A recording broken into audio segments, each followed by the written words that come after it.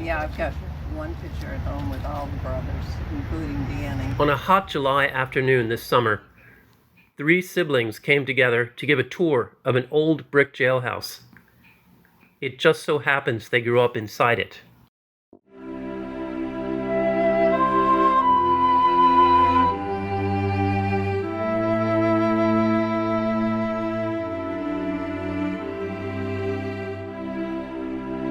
In rural areas of late 19th and early 20th century America, it was the norm for the sheriff's residence and the jail to share adjacent spaces.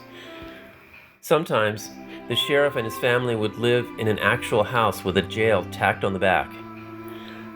The old Hancock County Sheriff's Home and Jail in Ellsworth, Maine, was just such a building and served its purpose from 1886 until 1976.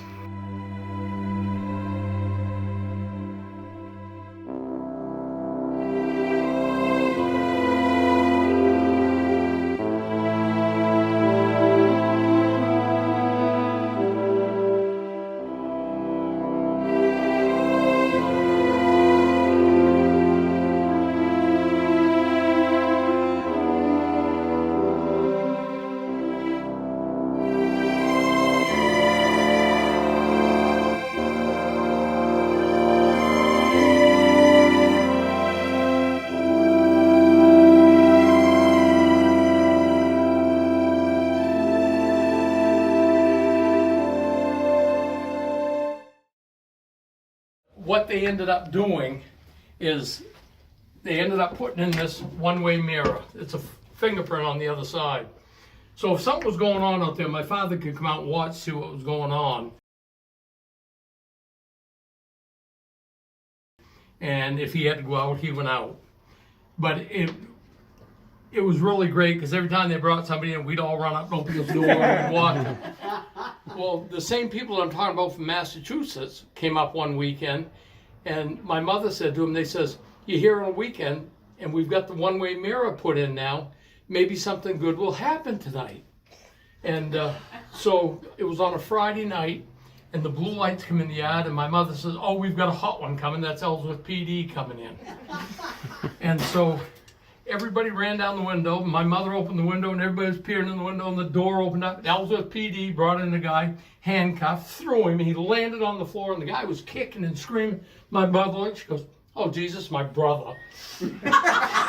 So she pushed that button, and she went out there, and she told him, she said, "You get into that chair right now, and you shut up and don't want to hear any more." And he goes, "Okay." So he did. He got up and sat in the booking chair there.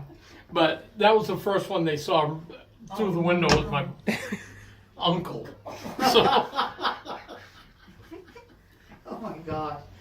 but my mother was rather embarrassed about that whole thing.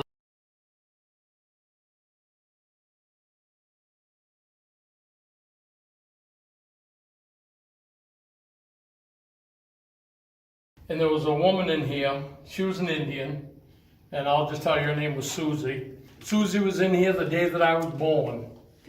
She was doing a 90-day stretch in here for snaring rabbits off the reservation. But she never was in anything else after that unless it was intoxication. She'd come in and she'd do either a 30, 60, 90-day sentence. She'd get out, she'd go down, buy a bottle of alcohol, get drunk, fall down the street, they'd bring her back. Then she'd get sentenced again. She lived here the whole time I was here. Dad always told the story about Susie going to court. Yeah.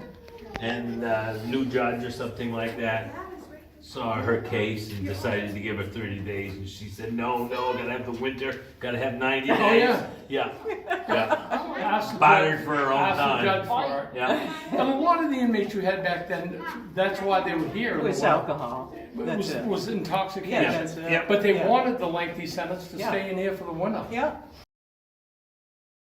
If my parents went on vacation, if they took us somewhere, the inmates just come out and did the cooking. We didn't have another cook to do it. The inmates did it. They did everything. My parents took us away for a weekend. The inmates took care of everything. If just the two of them went away, one of the inmates would watch us. And then at night, they're back in. That's amazing. They did. They brought us up. And I mean, that showed when my mother passed away, when my father passed away, there was inmates that we had back then that either contacted them or came to the funeral. I mean, because they were always treated really well, and they never forgot it. And in the winter, they get locked up intentionally because they had no place to go. It was warm. During the day out there, my father would go out and unlock that jail door at 7 o'clock in the morning after breakfast, leave it unlocked. The inmates would come out. They'd either go out and shovel snow, or in the summer they'd go out and they'd mow the lawn. They'd go downstairs, do the laundry. They'd do anything to stay out. At lunchtime, they all come back in, went back in, ate lunch, all come back out, and they didn't shut the door until night. I can remember once there was, whoever we had here that was a babysitter was right in love with one of the prisoners. And I can remember she was living with us in that room. And parents weren't home. And I remember she had a nightgown on and she came over here and she was dancing for him with, you know, she had the wicket open, doing a little dance for him. She said not to say anything. Oh, now It took you you 50 years to open your mouth. Hell of a way to keep a secret. Pretty good, huh? We had a guy in here by the name of Ken Clark. We had friends up from Massachusetts, and they were friends with my mother and father's during the summer, and they had my mother and father had friends which were related to Kim, was Ken and Blanche Clark. Well, nobody ever gave it any thought. The Ken Clark that we had in jail was a different Ken Clark. But at one time he was married to a woman named Blanche. And so the people who come up from Massachusetts met the Ken and Blanche Clark that were related to Kim. Well, then they got back and they called one day, and the Ken Clark that was the inmate answered the phone. And they said, "Who's this?" He said, "Ken." They said, "Ken who?" He said, "Ken Clark." He said, "Well, how come you're answering the phone?" He said, "I'm in jail." He said, "What do you mean you're in jail?" He said, "Oh yeah, I've been locked up for intoxication." Well, they couldn't believe it. Well, they didn't know. They said, "The other one was married to Blanche?" He goes, "Yeah." It just totally went downhill from then on.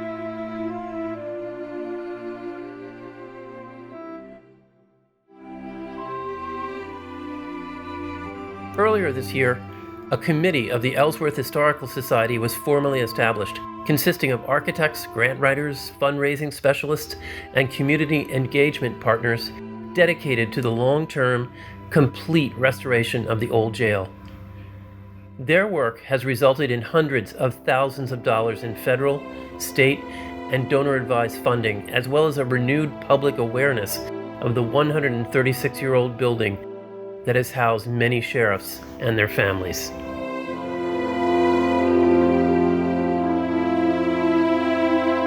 This is the best 18 years of my life growing up.